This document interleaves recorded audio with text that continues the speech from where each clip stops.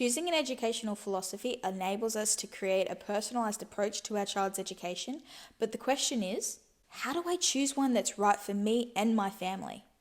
Hi there, I'm Sarah and welcome to Let's Talk Homeschooling, where we assist parents on their homeschooling journeys. As a homeschool mum myself, who has spent 7 years studying homeschooling and educational approaches, I can't wait to jump into this video with you. We're going to be talking about finding the right homeschool philosophy for you and your family. But before we dive in, if you're new here, don't forget to like and subscribe and hit the notification bell so you get updates about all of our videos. Let's jump in. So choosing a homeschooling philosophy that suits you means that you need to consider your educational goals, your teaching style, and your child's learning needs and preferences. There are several homeschooling philosophies to choose from, each with its own emphasis and approach to education. So here's our step-by-step guide to make sure that you make the right choice for you. First thing you're going to need to do is research the different philosophies. Start by researching various homeschooling philosophies that are available to choose from.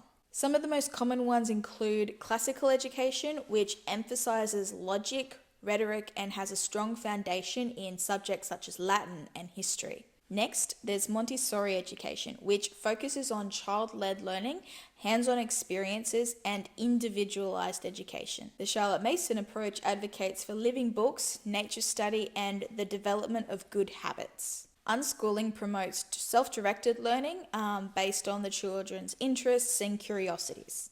Traditional education follows the same sort of structured curriculum approach that is usually found in most mainstream schools. An eclectic approach to education combines elements of different philosophies to create your own customized approach that works best for you. Something else you're going to need to consider is your values. Did any of those philosophies kind of jump out at you and make you interested in finding out more? Reflecting on your own beliefs and values and what you like in an educational philosophy is a great way for you to understand where you stand, and it helps you to match your values and beliefs with those of the different philosophies that are available. Some questions you might want to consider are, what do you believe about the purpose of education? The role of the teacher, and even what's the ideal learning environment. Then you're going to need to assess your child's needs. Evaluate your child's learning style, their strengths, their weaknesses, what their interests are, and any special educational or emotional needs that they may have.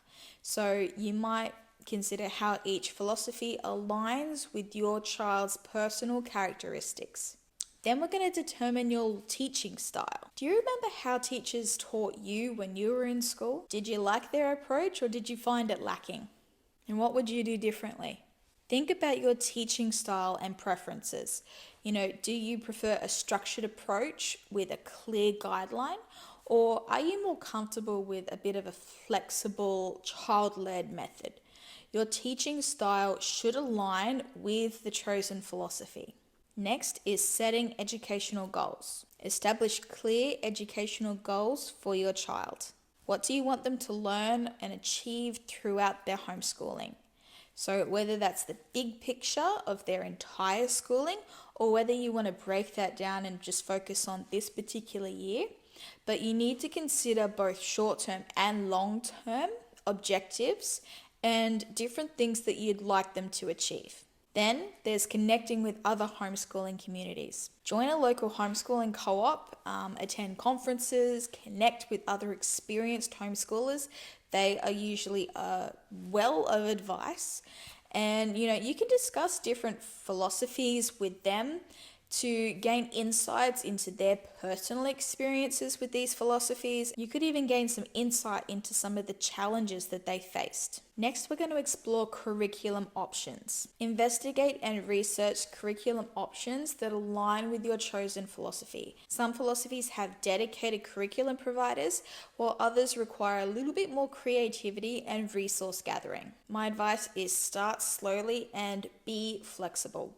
So it's okay to start slowly, and whether you're just starting homeschooling or whether you're transitioning from one philosophy to a new philosophy, start with small changes and add to them as you become more comfortable with each one.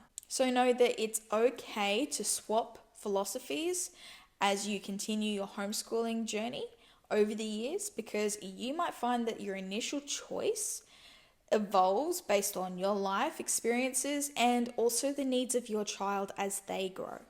The next one's going to sound silly, but it's absolutely true. Ultimately, trust your instincts and your intuition as a parent. You know your child better than anyone else on the entire planet, and your commitment to their education will play a significant role in the success of your homeschooling journey. Remember that there's no one-size-fits-all approach to homeschooling. In fact, that's one of the reasons that a lot of us left the mainstream school system. We don't want that in our homeschooling. And what works best for one family might not work for another one. The key is to find a philosophy that aligns with your values, your child's needs, your teaching style, and it also needs to provide flexibility to adapt and to grow as your journey unfolds. I hope you like this video, and if you'd like to see some more, don't forget to like and subscribe. Check out our other videos, and I will see you next time.